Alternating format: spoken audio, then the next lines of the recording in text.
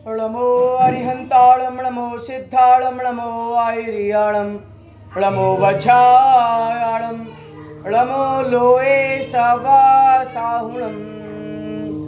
जय बोलिए महावीर भगवान की जय। हमने देखा था अंजना के पुत्र हनुमान जी, जिनका नाम शैल रखा गया था, वह शैल के समान मजबूत थे, बड़े अतुल बल के धारी थे। जब उनके मामा को पता लगा कि मेरी भांजी का पुत्र है ये और ये मेरी भांजी है, जब उसको सारे वृतांत का पता लगा तो राजा प्रतिसूर्य अर्थात अंजना का मामा सभी विद्याधरों से कहते हैं कि मैं वायु कुमार से बात करूंगा, जो कि इनके पति पवन कुमार हैं। तब पवन जी को छाती से लगाकर कहा, हे राजकुमार, मैं अंजना का संपूर्ण वृतांत कहता हूं, आप सुने। एक महारमणीक संभ्यार्त नाम के पर्वत पर अरण्य विगीची मुनिराज को केवल ज्ञान हुआ था। इंद्र आदि देव दर्शन को आए थे और मैं भी गया था। वहां वंदना कर आ रहा था, तब मार्ग में एक पर्वत की गुफा पर मेरा विमान आया। तब मैंने स्त्री के रोने की आवाज सुनी, मानो वीणा बज रही हो। तब मैं वहां पर गया और मैंने देखा एक स्त्री अपने पुत्र को लेकर बैठी हुई है उस गुफा के अंदर। जैसे ही मैंने देखा ये तो राजकुमारी अंजना है, मैं उनको पहचानने में थोड़ा असमर्थ रहा, लेकिन जब मैंने उनका सारा वृतांत सुना तो मैं शीघ्र ही उसको पहचान गया, क्योंकि मैंने बहुत दिनों बाद राजकुमारी को देखा था। जब मैंने उनसे वन के कारण पूछा तो उन्होंने सारा वृतांत बताया, तो अंजना दुखी होकर रोने लगी और मैंने एक समय बाद उनका धैर्य बांधा और उस गुफा के अंदर इन श्री शैल का जन्म हुआ। गुफा के पुत्र के शरीर की ज्योति प्रकाश में हो रही थी, मानो वह लाखों करोड़ों सालों पुराना अंधकार को तत्क्षण ही उजाले में परिवर्तित कर दिया हो। यह बात सुनकर पवन जी परमहर्ष को प्राप्त हुए प्रतिसूर्य से पूछने लगे, बालक सुख कहाँ है? प्रतिसूर्य ने कहा, बालक को मैं विमान में बिठाकर हनुद्वीप को लेकर जा रहा हूँ। तब मार्ग में बालक अंजना की गोद से उछलकर एक पर्वत पर गिर गया और पर्वत पर गिरा तो हमारे मन में बड़ा कुंठा हुई, हमारे मन में बड़ा शोक हुआ कि हमारे पुत्र का क्या होगा। लेकिन जैसे ही हमने नीचे उतरा, बालक मंद मंद मुस्कुरा रहा है और पर्वत का चूर चूर हो जाता है। बालक सीधा सोया हुआ है, बालक की आंखों की ज्योति दसों दिशाओं को प्रकाशमान कर रही है। तो बालक का नाम वहां पर उन्होंने श्री शैल रखा। बसंतमाला और अंजना अपने मामा प्रतिसूर्य के साथ हनिरुद्र में आ गए। वहां पर बड़े धूमधाम से पुत्र का जन्म उत्सव मनाया गया। वहीं पर पवन जी और अंजना का मिलन हुआ। 2 महीने तक सबको प्रतिसूर्य ने बड़े आदर से रखा। उसके बाद सभी लोग अपने अपने स्थानों पर गए। बहुत दिनों में पाया है स्त्री का संयोग, सो ऐसे पवन जी यहाँ सुख से रहे। पुत्र की चेष्टाओं से अति आनंद रूप हनुद्वीप में क्रीड़ा करते रहे। हनुमान कुछ समय बाद यौवन को प्राप्त हुए। क्योंकि हनुमान जी बड़े पुण्यशाली जीव थे, उससे पूर्व स्वर्गों के सुख भोग कर आए थे और यहाँ पर हनुद्वीप में देवों के समान सुखों को भोगने लगे। श्रेणी गुरु पूजा में तत्पर से हनुमान जी के जन्म का वर्णन और पवन जी का अंजना से मिलन, यह अनेक कथाओं में अनेक रसों से भरी हुई है। जो प्राणी इस तरह की कथा को सुनते हैं, सुनाते हैं, वो कर्मों से डरते हैं और पूर्व कर्म में किए हुए कर्मों का फल मिलता है, इस बात को वो जानते हैं। इसीलिए हे भव्य जीवों, अगर आप अब हम पर्व 19 हनुमान जी का युद्ध में विजय को पढ़ेंगे और उन्होंने अनेक कन्याओं से विवाह किया है, उसके बारे में जानेंगे। राजा वरुण ने पुनः आज्ञा नहीं मानी। आवाज करो। जैसे ही राजा वरुण आज्ञा नहीं मानता है तो रावण बड़ा क्रोधित होता है वरुण के ऊपर और पुनः युद्ध करने के लिए वरुण को कहता है। युद्ध करने के लिए रावण अपनी सेना तैयार करता है, अपने भूमि गोचरों को तैयार करता है, विद्याधरों को अपने पास बुलाता है और सबको पास अपने दूत भेजता है कि कंदापुर, अलकापुर, रत्नुपुर, चक्रवालपुर के स्वामियों को तथा वेताढ़ की दोनों श्रेणियों के विद्याधर एवं भूमि गोचरी सभी आज्ञा प्रमाण रावण के पास आए। हनुद्वीप में प्रतिशूर्य एवं पवनजय के नाम का आज्ञा पत्र लेकर दूत आए। तब ये दोनों आज्ञा प्रमाण गमन करने को तैयार हुए और हनुमान को राज अभिषेक करने के लिए बाजे बजने लगे। कलश हाथों में लेकर मनुष्य आगे खड़े हुए। तब हनुमान ने प्रतिसूर्य से पूछा, यह क्या हो रहा है?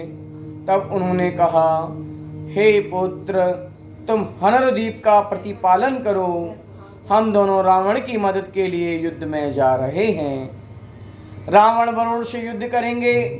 वरुण की महासेना है, पुत्र बलवान है।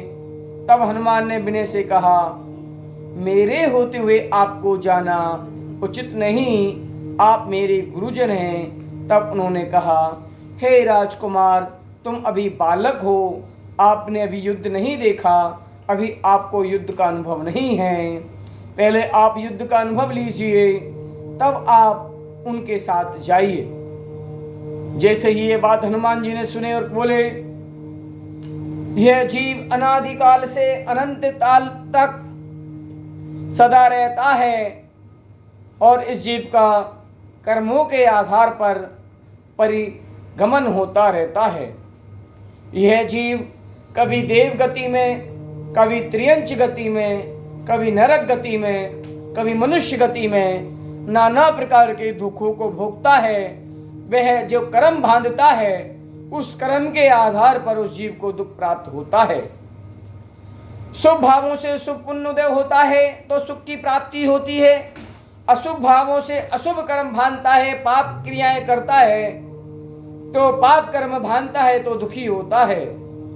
यह जीव अनादिकाल से शुभ और अशुभ कर्मों में लगा हुआ है, उसके आधार पर चारों गतियों में परिभ्रमण कर रहा है। इसकी आत्मा के अंदर जो कर्म लगे हुए हैं वही संसार में भटका रहे हैं और संसार में दुख को प्राप्त करा रहे हैं। अगर हम अपना कल्याण करना चाहते हैं, हमारी आत्मा में अनादिकाल से जो कर्म लगे हुए हैं, 8 कर्मों का अगर हम तप के द्वारा, संयम के द्वारा, शील के द्वारा, व्रत के द्वारा, महाव्रतों को धारण कर, दिगंबरत्व दीक्षा वेश धारण कर अनंत कर्मों की निद्रा हम कर लेंगे और हम निश्चित ही अपनी आत्मा को कर्म रहित कर उस परम पद, सिद्ध पद को प्राप्त कर सकते हैं।